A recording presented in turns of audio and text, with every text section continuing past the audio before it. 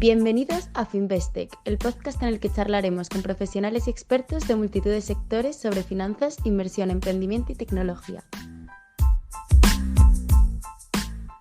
En este nuevo episodio, el quinto episodio de Finvestec, tenemos a Avinash con nosotros. Avinash empezó su carrera profesional de estudiar en MIT, Harvard, Imperial y Cambridge. Empezó en Boston Consulting Group, pasó por Rock Internet y ahora fundando Payflow.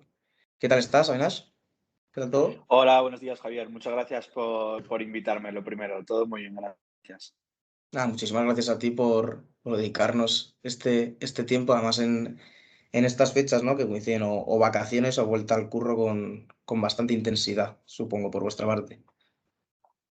Eso es un momento bastante interesante, pero nada, siempre encantado de poder tomarme un huequito para compartir experiencias. Pues nada, muchísimas gracias. Si te parece, vamos a empezar como hemos venido empezando hasta ahora, que es, oye, cuéntanos quién es Avinash, desde que empieza, ¿no?, su carrera profesional, ya sea en la universidad o incluso antes, por si tenías esas curiosidades o inquietudes que luego a lo largo de la vida pues has ido desarrollando o has ido incidiendo en ello. Carrera profesional, la verdad que bastante interesante, súper interesante, yo creo, bajo mi punto de vista. Y luego pues ese paso de estar, ¿no?, en un mundo, bueno, es verdad que no era corporate como tal, ¿no? Al final es consultoría, pasas por Rocket Internet y lanzarse a la piscina y emprender con Payflow. Pues sí, nada, al final yo soy de origen de la India, o sea, toda mi familia es de la India, pero nací en Madrid y aquí fui a un colegio británico. Al final a mí en el colegio lo que me gustaban eran las ciencias, ¿no? Me gustaban las matemáticas puras, la física, también un poco la química, y al final yo siempre pensé que iba a ser científico, o sea, pensé que me dedicaría a temas de innovación, pero más en ese campo, ¿no? Al final fui a la universidad a estudiar física, fui a la Universidad de Cambridge y ahí poco a poco me fui dando cuenta de que realmente no me gustaba tanto la ciencia cuando llegaba a ser tan teórica, a un nivel muy alto, y por eso me cambié a ser ingeniero químico, ya buscando un poco algo, hacer un poco más tangible, un poco más real. Y una vez que hice ese cambio es cuando me fui al MIT a hacer un intercambio. Ahí lo más interesante de mi experiencia es que fue donde conocí a Benoit, que es mi actual cofundador en Payflow, así que muy bueno haber podido ser compañero de cuarto de él en una fraternidad ahí. Luego volví a la Universidad de Cambridge y cuando terminé mi grado ya realmente había perdido del todo el amor por las ciencias y buscaba hacer algo más tangible, ¿no? Entonces, al final me fui a hacer un máster también en ingeniería, pero quería hacerlo en Londres. Quería estar en una ciudad más grande donde pasaban más cosas y donde podía hacer más cosas aparte de cosas relacionadas al mundo académico. Y al final lo que sucedió cuando yo estaba en Londres es que le presté muy poca atención a los estudios, ¿no? Al final acabé haciendo el máster dedicándole pues un 10% de mi tiempo y pasé el 90% del tiempo creando mi primera empresa, que se llamaba Woodlark. Eh, Era una empresa pequeña, básicamente lo que ofrecíamos era un servicio de tutoría online para cosas muy concretas, ¿no? Como cómo acceder a la Universidad de Oxford a estudiar historia, si vienes de Rusia y no tienes ni idea de cómo hacerlo, ¿no? Y hicimos este marketplace con diferentes tutores y diferentes clientes, alumnos, y me pasé la gran mayoría del año haciendo eso, ¿no? Y de hecho conseguimos convertirlo en un negocio que funcionaba, ¿no? Realmente me podría haber dedicado a eso, ¿no? Era sostenible, pero al final decidí dejarlo porque no me veía como poco maduro profesionalmente y me di cuenta de que eso nunca iba a llegar a ser una empresa grande, sexy, algo mundial, ¿no? Sino que era una pyme que funcionaba, pero quería hacer algo más. Entonces, como no sabía muy bien qué hacer, hice lo que hacen muchos otros, lo de meterse en consultoría estratégica. Ahí estuve trabajando en Boston Consulting Group, principalmente en Latinoamérica, pero también en Miami y en Madrid. Y la verdad es que ahí lo que aprendí es a ser muy analítico, a trabajar con gente de un nivel muy alto, bajo un nivel de presión muy alto, ¿no? Y al final lo que yo creo que aprendes especialmente es a hacer que las cosas sucedan, que cuando te marques un deadline lo cumplas, ¿no?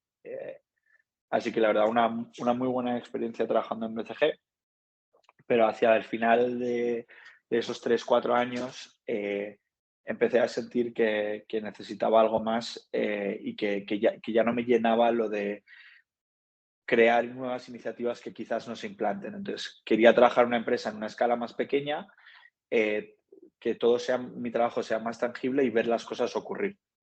Entonces, ahí fue cuando decidí moverme a Rocket Internet, la incubadora de Berlín, y ahí fue donde aprendí a ser emprendedor. De ahí tu paso a Payflow, ¿no? O sea, ¿cómo creas Payflow? Porque veis esta necesidad, ¿no? En el mercado. ¿Y cómo es tu relación con Benoit después de conocerle en el MIT hasta fundar Payflow y por qué?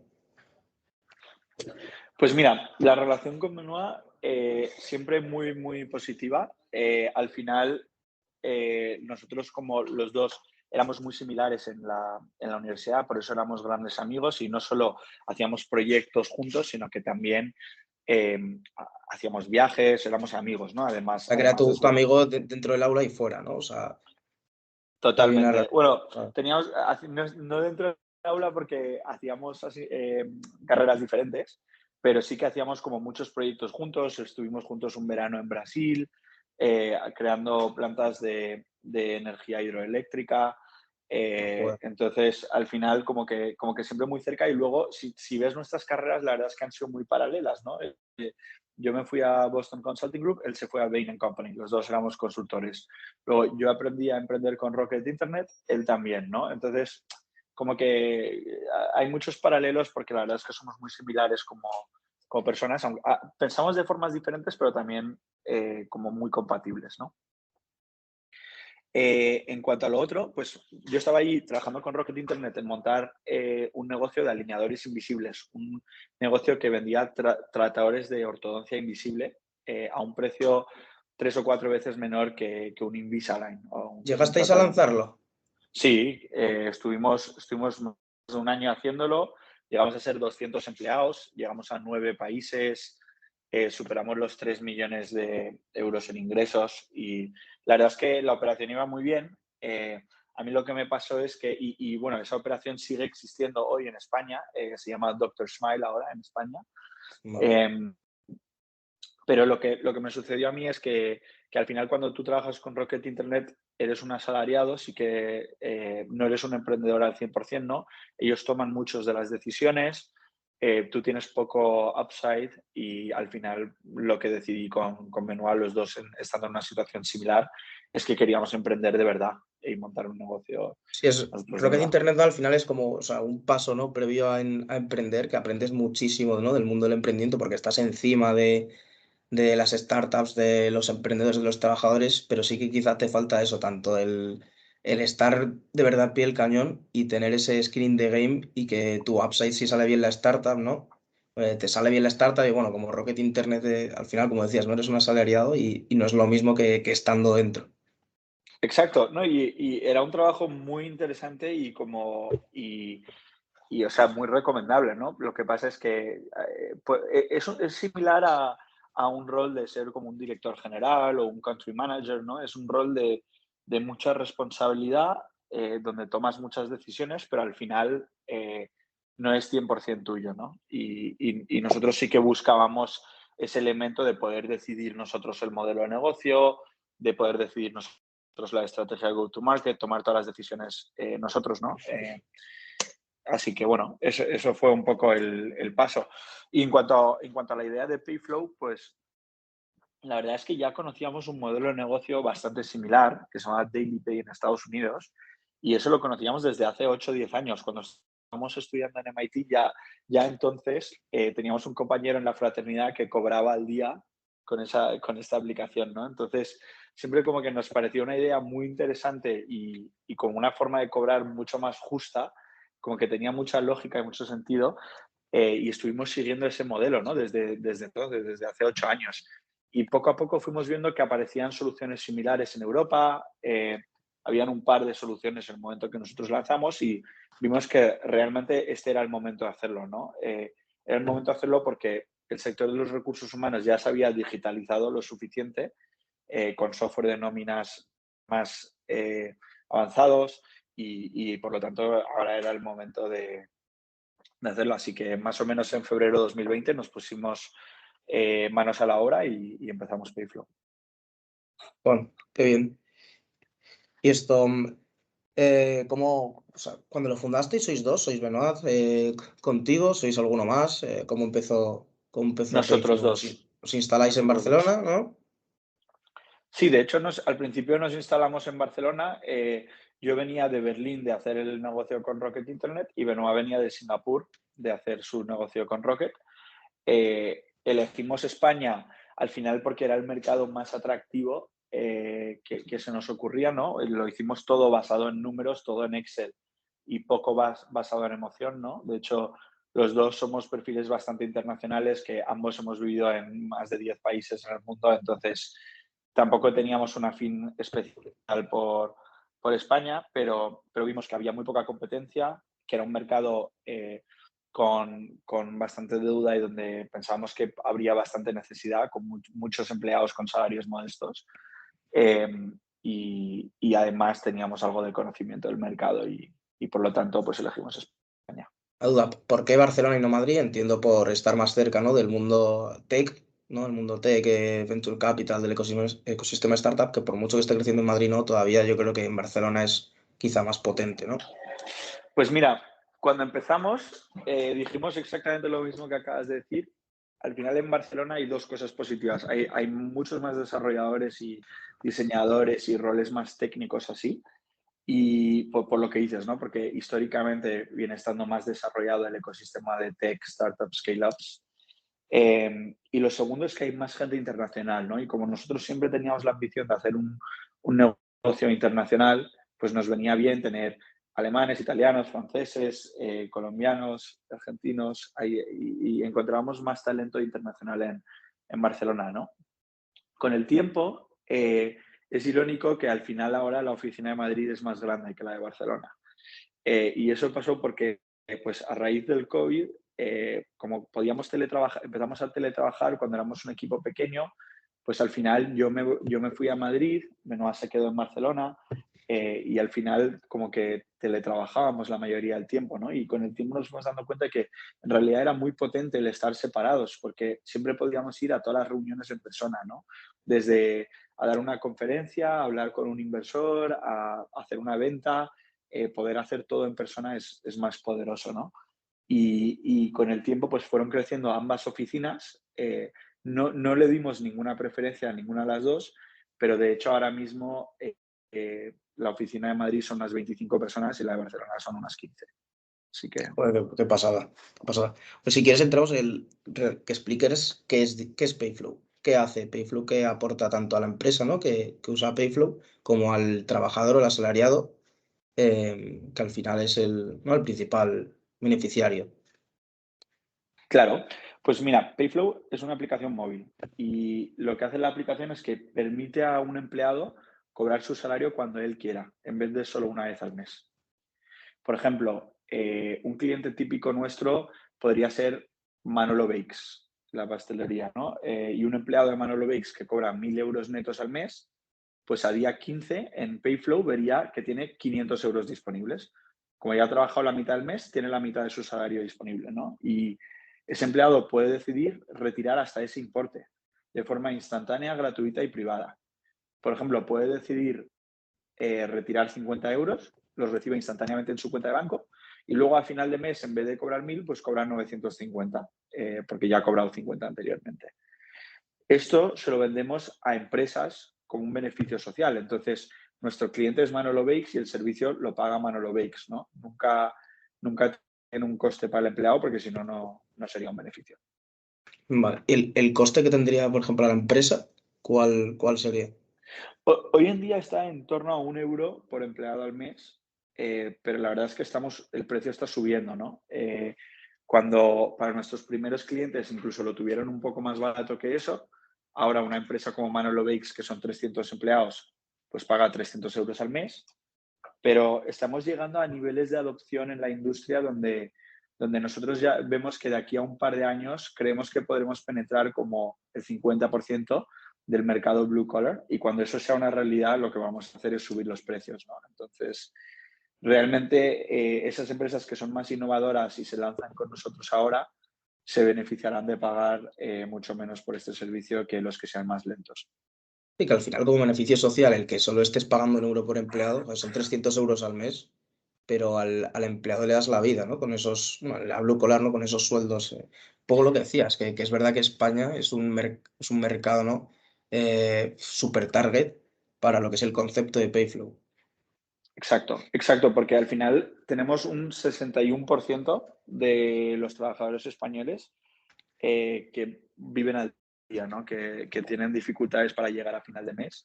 O sea, ese 61% concentrado en blue collar. Tenemos un sector de hostelería enorme, de turismo, de hoteles, líneas de producción, retail, supermercados. Al final no nos damos cuenta que hay o sea, al final más de la mitad de la población es blue collar en España, ¿no?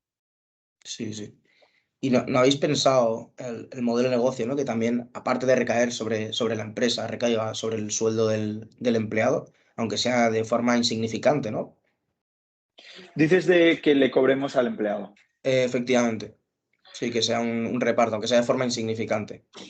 Para nosotros esto es un no moralmente, ¿no? Porque al final nosotros lo que pensamos que es injusto es el concepto de que el empleado cobre una vez al mes. Ese concepto Totalmente. salió entre hace 50 y 100 años, básicamente porque para la empresa era más eficiente pagar solo una vez al mes, significaba menos carga administrativa y también era mejor financieramente, ¿no? Porque mejoraba su flujo de capital.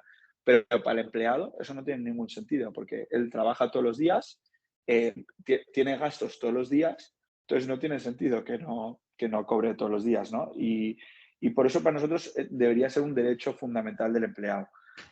Hay empresas, bueno, de hecho, la que nos inspiramos inicialmente, DailyPay, y en España hay un par de empresas que intentan hacer modelos de negocios similares, pero al final ellos son empresas de microcréditos, ¿no? Porque lo que Ya. hacen es, están cobrando comisiones al empleado por un préstamo. Es diferente a lo que queremos ofrecer nosotros, ¿no? Y de verdad creemos que si no lo paga la empresa, pues no es un beneficio para el empleado. Y para que sea un beneficio tiene que ser gratis, ¿no? A mí si el café este que me estoy tomando, mi empresa me lo cobra, yo no lo considero un beneficio. Vale. O sea, que lo veis más desde el punto de vista, oye, es que hasta ahora se han venido haciendo las cosas mal, ¿no? Porque es injusto y Payflow no es algo extra respecto al trabajador, sino es algo que debería estar implantado, ¿no? El sistema, el modelo Payflow.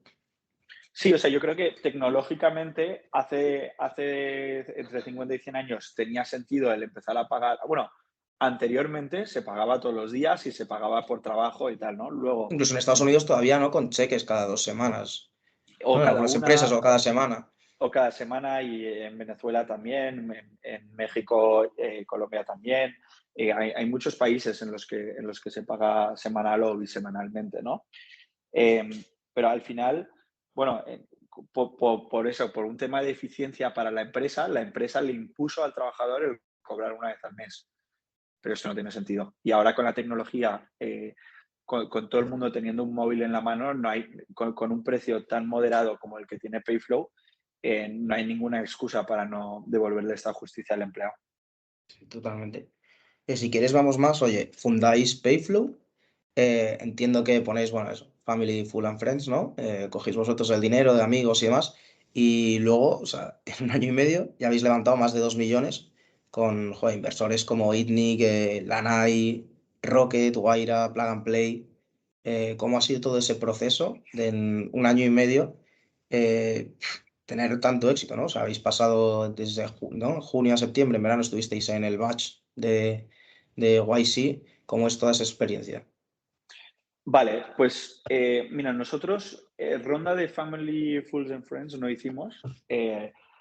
La razón es porque realmente no tenemos Family, Fools and Friends en España, ¿no? Nosotros veníamos de fuera y realmente no. Cuando Claro, llegamos, ahora es muy diferente, pero hace año y medio, hace 2 años, cuando llegamos, no conocíamos tanta gente, ¿no? Entonces, más bien lo que hicimos fue tirar de Rocket.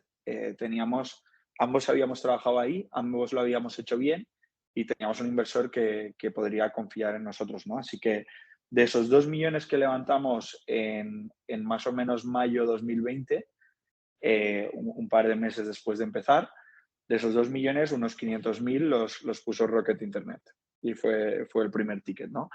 El restante viene de fondos como los que has mencionado, como Itni, Wayra, Plug and Play, y al final pues los levantamos con un deck a base de demostrar tracción, de demostrar que teníamos un equipo fuerte, y convenciendo a los inversores de nuestra visión, ¿no? Entonces, esa fue nuestra ronda semilla. Y ahora, luego hicimos Y Combinator en verano de 2021 y ahora muy recientemente hemos levantado una ronda Serie A que todavía no hemos anunciado, pero bueno, de aquí a un mes máximo anunciaremos una nueva ronda de inversión. que entiendo que estaréis cerrando, ¿no? Tenéis term sheets ya cerrados y queda pues De en acabar, hecho, ¿no? Y cerrar todos los flecos. lo tenemos incluso más allá, o sea, ya tenemos la gran mayoría del dinero en la cuenta de banco, ya tenemos todo firmado y es más un tema de que estamos esperando el momento adecuado para anunciarlo. Ya. Pues me interesa mucho el cómo entráis en YC y cómo es el vivir la experiencia Y Combinator. ¿Cómo es eso y qué te aporta de cara tanto al negocio, ¿no? Como a la financiación que puedas conseguir después, que bueno, va de acorde y de la mano del negocio. ¿Cómo ha sido esa experiencia, ese paso por Y Combinator? Claro, pues bueno, en cuanto a la admisión, la verdad, seguimos el proceso, ¿no? Aplicamos online. Lo único que sí que puedo recomendar es que hablamos con un par de... A la fecha, cuando nosotros entramos, éramos la quinta startup española en entrar en la historia, ¿no? Creo que son más de 50 ediciones. Entonces, lo que sí que hicimos fue hablar con un par que ya habían entrado anteriormente, a ver que nos diesen algún consejo. Pero al final lo que ellos buscan en el proceso de admisión es muy similar a un venture capital tradicional, ¿no? Al final buscan un equipo fuerte, un entendimiento del producto bueno, métricas decentes, una visión a largo plazo de cómo crear una empresa muy grande y así fue como logramos acceder. Luego estuvimos ahí 3 meses a lo largo del verano de 2021. No fuimos a Silicon Valley por la situación del COVID. Bueno, desventaja, que no pudimos conocer a todos nuestros batchmates en persona y, lógicamente, interactúas con ellos un poco menos. Sí, el networking, ¿no? Que suele caracterizar, ¿no? Este tipo de aceleradoras, ¿no? Quizá no puedes absorber, ¿no? Aprovecharte o beneficiarte de todo eso. Más que no poder, es que depende más de ti, ¿no? Porque si estás ahí en persona, la verdad es que ellos te dan todas las herramientas para hacer networking, ¿no? Por ejemplo, 2 veces a la semana te conectan con un fundador random, aleatorio de cualquier otra compañía del batch, ¿no? Luego, ellos crean grupos para hablar de diferentes cosas. Te dan un presupuesto para hacer lo que ellos llaman batch meetups, o sea, para reunirte con otros fundadores de YC en tu región. Por ejemplo, mucha gente de Europa viajó a Londres para reunirse ahí, ¿no? Entonces, ellos al final te dan las herramientas, ¿no? Lo que pasa es que tienes que poner más de tu fuerza de voluntad para hacerlo, porque si estuviésemos todos en Silicon Valley, pues al final comeríamos juntos todos los días y tal, ¿no? Pero también tenía muchas ventajas hacerlo en remoto. Por nuestro lado, en esas fechas ya éramos más de 15 empleados, teníamos un equipo en Madrid y en Barcelona, y nos vino bien poder seguir gestionando el negocio desde España, ¿no? En un horario español, ¿no? Así que, bueno, hay ventajas y desventajas. Luego, el programa en sí, para mí, mis 2 cosas preferidas del programa, bueno, 3 igual. La primera es la red, ¿no? La verdad es que es una red muy potente y la marca es muy potente, en el sentido de que si yo cojo y le escribo a los fundadores de Rappi, a un unicornio al otro lado del mundo, me van a contestar, solo por venir de Y Combinator, ¿no? Y es algo como que esa comunidad se entiende muy bien. A mí me escribe cualquier persona de YC y le contesto a la primera, ¿no? La segunda cosa, a mí me gustaban mucho las sesiones de los martes y los jueves, donde básicamente traían empresas como Airbnb, como Dropbox, como Zapier, que ya habían pasado por fases anteriores y cada uno contaba sobre un tema, ¿no? Por ejemplo, cómo reclutar más efectivamente o cómo planear para dentro de 5 años, ¿no? Y cada uno tenía una charla así, pero diferente a verlo en YouTube o un podcast total es que es mucho más interactivo. Tú puedes preguntarle lo que quieras y la verdad es que en temas, Claro. entran en temas bastante concretos. Y Al final es como luego es un máster, ¿no? O sea, se ha servido de es como máster un para máster. vosotros, YC. Sí, la verdad es que sí, es bastante similar en ese sentido. Y luego la tercera cosa que me gusta, supongo que también es un poco como un máster, ¿no? Pero siempre que tengo una crisis que tengo que tomar una decisión y no sé muy bien cómo tomarla, pues cojo, llamo a un group partner de YC, tengo 45 minutos con él y la verdad es que ayuda bastante el poder hablar con alguien que no es un inversor, no te juzga, no está dentro de la empresa, es completamente externo y solo quiere lo mejor para ti. Y que también ha aconsejado a cientos de otras empresas de YC, ¿no? Así que Ese punto de comunidad que es clave, ¿no? Yo creo, para cualquier startup, ¿no? Que entre en YC. eso Entiendo que es. de cara a levantar dinero, ¿no? De una ronda de financiación, lo habréis visto en esta serie A, ¿no? Que anunciaréis próximamente.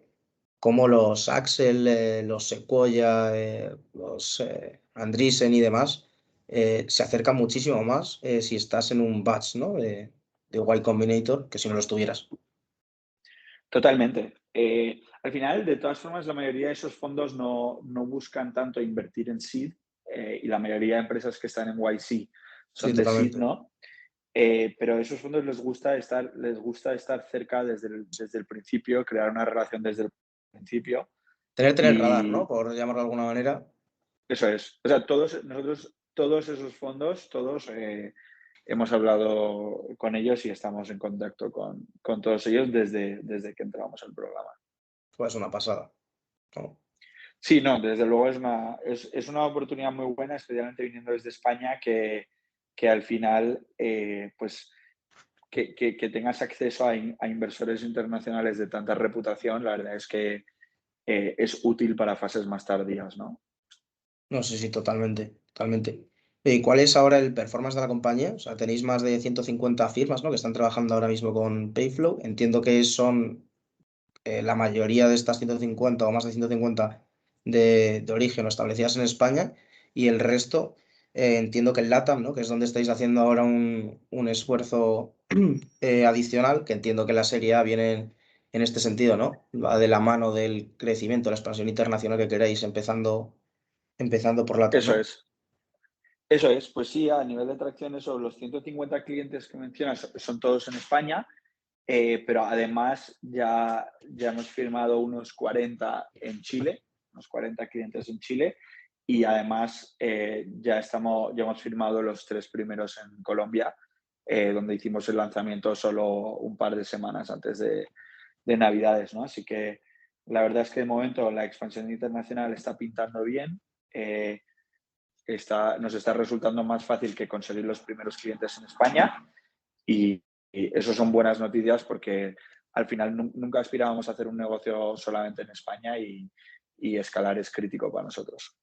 Más o menos el proceso desde que contactáis con una empresa, ¿no? Para que adopte vuestro modelo hasta que la firmáis. Bueno, entiendo que se caerán, ¿no? Algunas durante el proceso, pero más o menos desde esa primera llamada o ese primer contacto, esa primera intro, hasta que cerráis el deal, el acuerdo. ¿Cuánto suele pasar y cómo suele ser el proceso? Pues depende un poco del software de nóminas. Realmente ese es el factor que más alarga o acorta el ciclo de ventas, pero en promedio se tardan unas 2 o 3 semanas desde una primera reunión hasta que empleados de esa empresa ya están utilizando el servicio, son unas 2 o 3 semanas. Pues bastante rápido, ¿no? O sea, la adopción está Es siendo muy bastante efectiva y rápido. muy... Es bastante rápido y la verdad es que, o sea, nosotros lo tenemos todo creado para que sea muy fácil, ¿no? Para las empresas. O sea, de hecho, por ejemplo, antes de Navidades hubo un cliente con el que contactamos el 22 de diciembre y el 23 de diciembre se lanzó. Entonces, normalmente el hecho de que sean 2 o 3 semanas viene más dictado pues, por las preferencias de los clientes o el tiempo de evaluación de los clientes, ¿no? Pero por nosotros, por nuestra parte, está todo montado para que sea muy eficiente y realmente se puede lanzar en un mismo día. Y ya hablando y por ir cerrando esta parte de Payflow, esta ronda, ¿no? La Serie A, entiendo que es, como esto veníamos hablando, ¿no? Expansión internacional, equipo y tecnología. ¿Cómo vais a enfocarlo? La Serie A esta es con miras al crecer de X manera, estar en X países y dentro de, o sea, ¿qué hitos pretendéis o queréis cumplir con esta financiación que habéis conseguido en la Serie A de cara a una Serie B, ¿no? Y seguir creciendo en el futuro? Eso es, eso es. Pues, a ver, a nivel de expansión internacional, aparte de Colombia, abriremos otro país en los próximos meses y la idea es hacer 2 países muy fuertes, Colombia y uno más. Y justo antes de hacer la serie, pues asentar las bases en algunos otros países, ¿no? A nivel de producto, estamos ya trabajando en un nuevo concepto, un nuevo producto que creemos que puede ser tan potente como nuestra herramienta principal, ¿no? La de cobrar bajo demanda.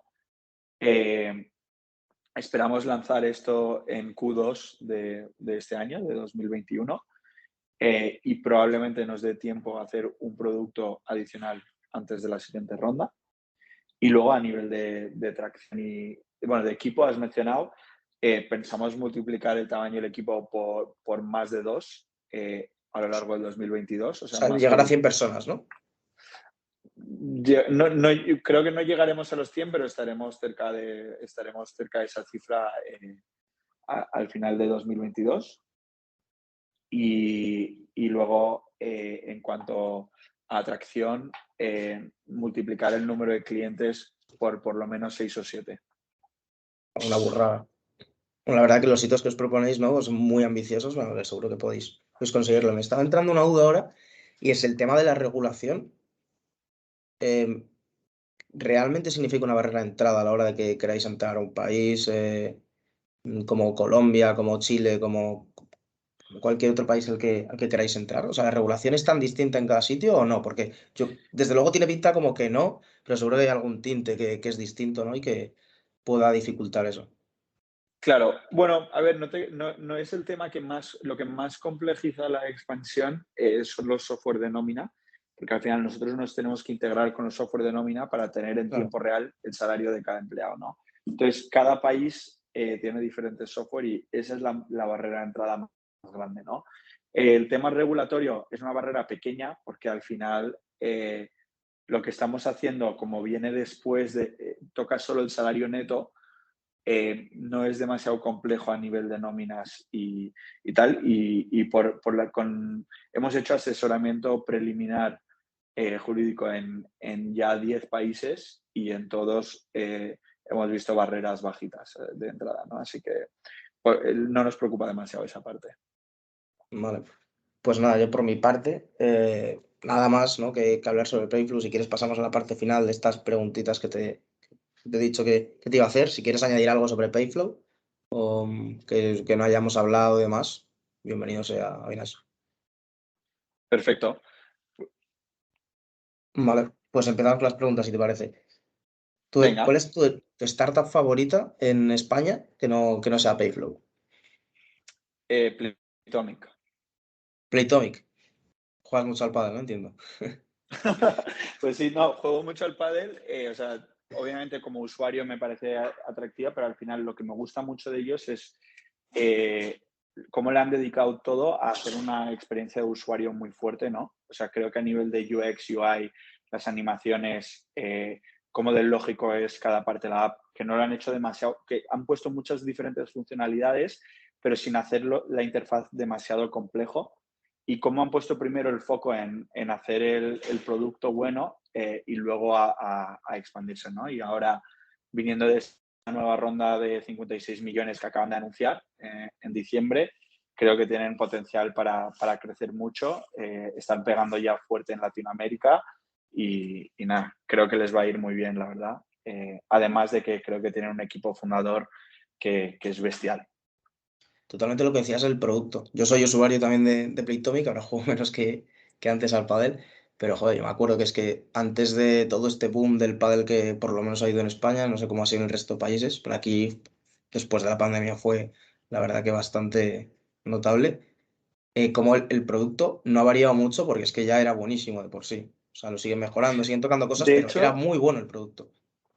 mi percepción es el revés. Yo creo que sí que han Sí, cambiado y han añadido muchas diferentes funcionalidades. Lo que pasa es que no son muy conscientes de cuál es la función principal de la aplicación, ¿no? Sí que están creando cosas como el feed de noticias, donde puedes subir fotos de tus partidos, subir tus resultados, compartirlo con tus amigos, pero no lo han puesto en el corazón de la app. Pero el corazón de sí, la app, claro, yo, ellos yo me saben, refiero al core de la app, o sea, claro, no ha cambiado exacto, mucho. O sea, es un exacto. productazo. Sí, Exacto, sí. porque al final la gran mayoría de usuarios lo utilizan para reservar una pista y luego salen de la aplicación.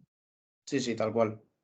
Y además, bueno, la ronda que han hecho, compraron al competidor en Italia, ¿no? Si no recuerdo mal. No, la verdad que tiene un pintón. Y además está creciendo muchísimo el deporte del pádel, o sea que seguro que en unos años hablamos de un éxito, de una super empresa. Sí, sí, completamente. Eso es. Define con una palabra. ¿Tu paso por Harvard fue? Eh, internacional. Me sorprendió la cantidad de perfiles internacionales que había. Por ejemplo, en MIT, estando en otra universidad estadounidense, la gran mayoría de mis compañeros de clase eran americanos, mientras que en Harvard de verdad que había mucha gente europea, de Australia, chinos, y me pareció muy interesante el que fuese tan internacional, ¿no? De todas las universidades. O sea, yo al final he estado en 5 universidades y de las 5, con mucha diferencia, Harvard era la más internacional. Muy chulo. Además, gente súper top bueno, de lo mejorcito, ¿no? De todo el mundo. Eso es. Esta pregunta se la hice hace 2 semanas, ¿no? A otro fundador de Dili, a Gerard, y ¿tenías más tiempo libre cuando currabas en Boston o ahora cuando estás fundando tu propia startup, Payflow, como fundador? Uf, Es difícil. eh, creo que diría que tengo menos ahora, menos tiempo libre ahora, pero también tengo más flexibilidad ahora, ¿no? Yo creo que cuando estaba en BCG dormía menos, o sea, era muy habitual terminar de trabajar a las 2, 3 de la mañana y tenías que estar en la oficina a las 9 antes que el cliente, ¿no? Pero como que durante el trabajo era menos intenso, ¿no? Porque como que si era la hora de comer sí que conseguía desconectar, ¿no? Ahora como emprendedor puede ser que me vaya de la oficina a las 9, 10 de la noche, pero la realidad es que hasta que cierro los ojos todavía estoy pensando en Payflow y cuando me despierto la primera cosa que estoy haciendo es pensar en Payflow, ¿no? Así que al final es más, es como quizás son menos horas, pero la intensidad es mucho más mayor emprendiendo. ¿Qué libro nos recomendarías? ¿O recomendarías a cualquier persona, ya sea a nivel pues, empresa o a nivel que te haya enseñado, una novela que te haya gustado? Bueno, depende de Eh, ti. me gusta mucho la biografía de Steve Jobs de Walter Isaacson. La verdad es que siendo joven, para mí Steve Jobs era como un ídolo por una forma de pensar muy diferente. Y, y no me suelo leer biografías, no me suelen gustar, pero la verdad es que esta me pareció muy interesante. Vale, la última. ¿Payflow es para ti? ¿En una palabra Sí, una o...? palabra que es para ti, Payflow. Luego lo desarrollas, pero Para mí es justicia, por lo que veníamos comentando al principio de este podcast, ¿no?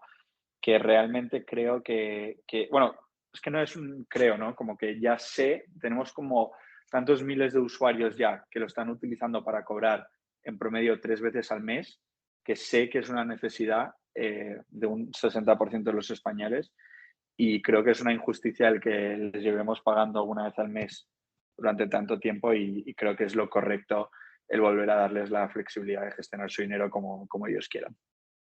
Totalmente. Pues nada, oye, Avinash, muchísimas gracias por todo, por prestarte a venir aquí, ¿no?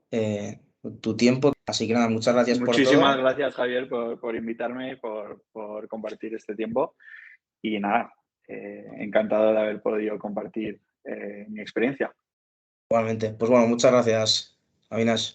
Un fuerte abrazo. Nos Gracias, vemos. abrazo.